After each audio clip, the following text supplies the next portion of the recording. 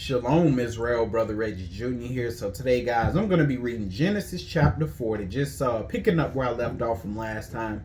And if you guys remember last time in Genesis 39, Joseph was in Potiphar's house. Potiphar put him in charge over everything that he owned, because remember, he's seen that the Most High was with Joseph and blessing Joseph in all that he did. However, that was short-lived due to the fact that Potiphar's wife accused Joseph of raping her. So therefore, Potiphar, Joseph's master, got mad and threw him into prison. However, the Most High was with Joseph because Joseph kept his integrity. The Most High was with Joseph, and therefore the Most High moved the warden, or the keeper of the prison, which is just simply the warden, moved the warden to put Joseph in charge of everything in that prison, including the prisoners. And we know that is nothing but the favor of the Most High, because outside of the favor of the Most High, that is impossible. All right, that's how you know it was the Most High. Now, with that being said, guys, let's go ahead and pick up where we left off in Genesis chapter 40. And with that, guys, let's go ahead and get right into it. Genesis 40, and I'm going to read verses 1 through 4 first. And it says, "And it came to pass after these things, that the butler of the king of Egypt and his baker had offended their lord, the king of Egypt. And Pharaoh was wroth against two of his officers, against the chief of the butlers and against the chief of the bakers." So these are two high-ranking officials in Egypt. Verse 3. And it says, "And he put them in the ward, in the house of the captain of the guard." So Pharaoh ended up putting these two men in the same prison that Joseph was in, which was Potiphar's prison. Okay, it says, "Into the prison, the place where Joseph was bound." Verse 4. "And the captain of the guard charged Joseph with them, and he served them, and they continue a season in the ward." So Potiphar commanded Joseph to look after these two high-ranking officials, the chief of the butlers and the chief of the bakers. Now, we don't know exactly what they did that caused them to be thrown into prison, but whatever it was bad enough to where it made Pharaoh angry enough to throw them into prison, into Potiphar's prison.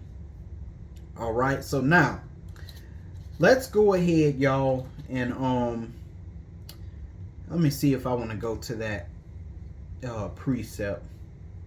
Nah, it's not fitting for this chapter. I'm gonna just keep reading. I'm gonna read verses 5 through 8 next, and it says, "And they dreamed a dream, both of them, each man his dream in one night, each man according to the interpretation of his dream." So we see at night, the chief of the butlers and the chief of the bakers ended up having a dream. And it says, "The butler and the baker of the king of Egypt, which were bound in the prison." Verse 6. "And Joseph came in unto them in the morning." Okay, so it would be the next day. "So he came in unto them and looked upon them, and behold, they were sad. And he asked Pharaoh's officers that were with him in the ward of his lord's house, saying, Wherefore look ye so sadly today?" And remember, Joseph had to look after him, so naturally Joseph had to ask them, "Hey, what's wrong? You guys are looking, real sad." Verse 8. "And they said unto him, We have dreamed a dream, and there is no interpreter of it. And Joseph said unto them, Do not interpretations belong to God? Tell me them, I pray you." And Joseph is absolutely correct. Interpretations of dreams and revelations of secret all belong to the Most High. And that's why I tell you guys, when you're reading the Bible and you come across something that you don't understand, because remember, guys, there are many, the Bible is filled with mysteries, and a lot of those mysteries come by way of natural or literal parables, like living parables. And sometimes, no matter how much flipping you do, how much you study, you ain't gonna be able to study enough sometimes to get the revelation or the answer that you're looking for. There are going to be times, man, where you're going to have to get on your knees and say, "Hey, Most High, please help me. I don't understand what I'm looking at all. But of course, you got to be humble enough to do that, and you have to really want to know the answer to the question that you're asking. But nevertheless, going back to Joseph, he was absolutely right. Hey, the Most High, he's the one that gives the interpretation of the dreams, and that's something that happened with Nebuchadnezzar.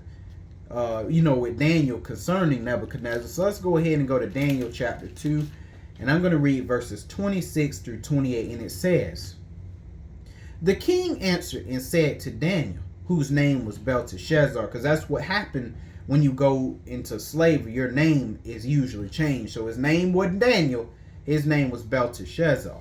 All right, and it says, "Art thou able to make known unto me the dream which I have seen, and the interpretation thereof?" Verse 27.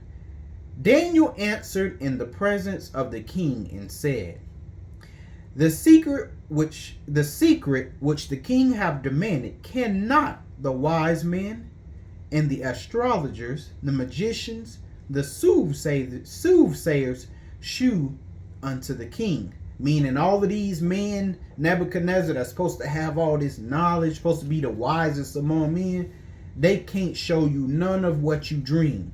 However, 28, but there is a God in heaven that revealeth secrets, including these secrets right here across these 66 books. Says, and maketh known to the king Nebuchadnezzar what shall be in the latter days. Thy dream and the visions of thy head upon thy bed are these. So Daniel already knew you got to go to the Most High. You want to know, you want answers, you want revelations, you got to go to the Most High to get those things. And again, I cannot stress it enough, brothers and sisters. There's a mystery or a parable that you just cannot seem to understand or get the answer to. You got to pray to the King of Kings and the Lord of Lords, and he will give you the answers that you are so seeking. Now, I'm going to go ahead and read verses 9 through 15 because Joseph is going to get ready and interpret their dreams. And mind you, the interpretations that he is going to tell them he got from the Most High. Verse 9, and it says, And the chief butler told his dream to Joseph. So the chief butler told his dream first and said to him, In my dream, behold, a vine was before me. You know those vines produce them grapes. And it says, and in the vine were 3 branches, and it was as though it budded, okay? And her blossoms shot forth, and the clusters thereof brought forth ripe grapes. So these were goodly grapes. Verse 11. And Pharaoh's cup was in my hand, and I took the grapes and pressed them into Pharaoh's cup. And I gave the cup into Pharaoh's hand. And those grapes too can, of course, we know it can be turned into grape juice, but it also can be turned into wine. But let's just see what Joseph says with the interpretation. Verse 12.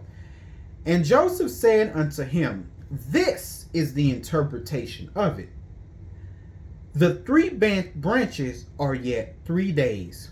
Yet within 3 days shall Pharaoh lift up thy head and restore thee unto thy place.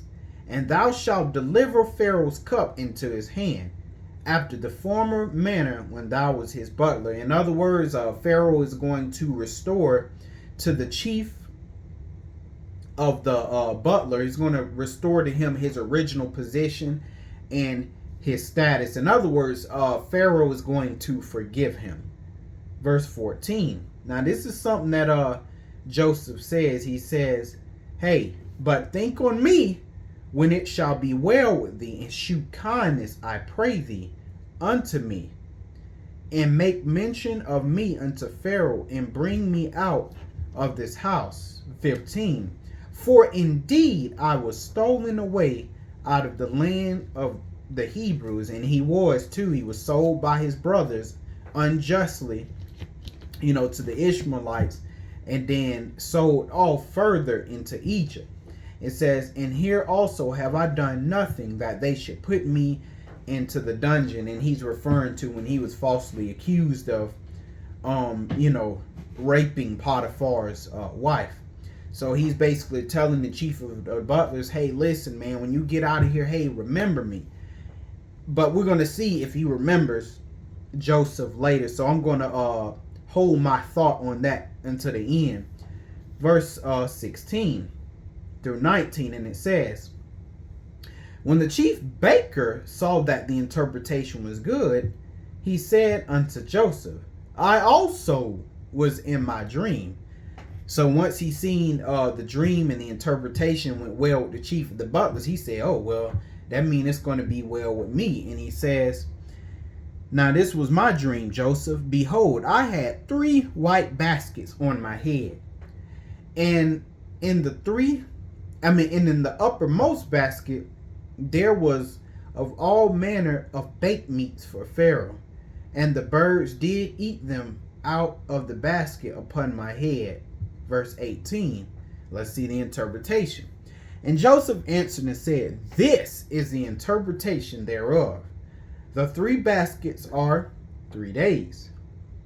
Yet within 3 days shall Pharaoh lift up thy head from off thee, and shall hang thee on a tree, and the birds shall eat thy flesh from off of thee. And so, other words, Joseph said, hey, in terms of you, chief of the bakers, in 3 days, Pharaoh, he's going to take you out this prison, but it's not going to be to restore you. It's going to be to hang you. In other words, to put you to death. So whereas Pharaoh forgave the chief of the butlers, he's not going to forgive you. He's going to put you to death, oh Mr. Chief of the butlers. The chief of the baker. All right. So let's see if that's what ended up happening. Verse 20 through 23. So we're going to finish this out. And it says, and it came to pass the 3rd day, which was Pharaoh's birthday. So we see way back here, they were celebrating birthdays. Birthdays were nothing new. It says that he made a feast unto all his servants, and he lifted up the head of the chief of the butler and of the chief of the baker among his servants.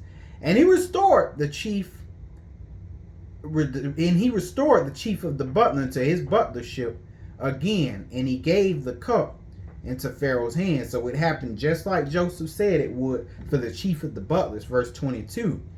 But he hanged the chief of the baker, as Joseph had interpreted to them. And so, like Joseph said, chief of the bakers, he ended up being hanged. Now, let's see if the chief of the butler, since he's been restored back to his glory, let's see if he's going to remember Joseph as Joseph told him to. 23. It says, yet did not the chief butler remember Joseph, but forgot him. And so, as predicted, the chief of the butlers, he forgot Joseph. And that's what I don't really understand about man. When they're at the bottom with everybody else, they're talking to one another, they're pouring their heart out, and, they sympathize and empathize with each other. Why? Because they're all dealing with the same hardship. But as soon as one of them come from up out of that hardship, it seems like that person always forget about them people that they were with. I really don't understand that psychology with men. And it just goes to show you that men do not think about one another. Hey, as long as I got mine, that's all I care about. And to this day, we still have people just like the chief of the butlers. But nevertheless, we know this was all of the Most High. The chief of the butlers didn't remember Joseph and forgot him. Probably not because he wanted to, but it was more so of the fact that it was all a part of the plan of the Most High. The Most High made him forget. But that's pretty much it for this chapter, guys. I know there wasn't a lot of precepts, but that was just mainly because this particular chapter really didn't have a need for it. This was just one of those chapters that you read all the way through, and there are going to be some chapters that are like that. You just got to read it all the way through because it's pretty much self-explanatory. But that is it, guys, for Genesis chapter 40. Hope you guys got some understanding, and I will see you in the next chapter. Shalom.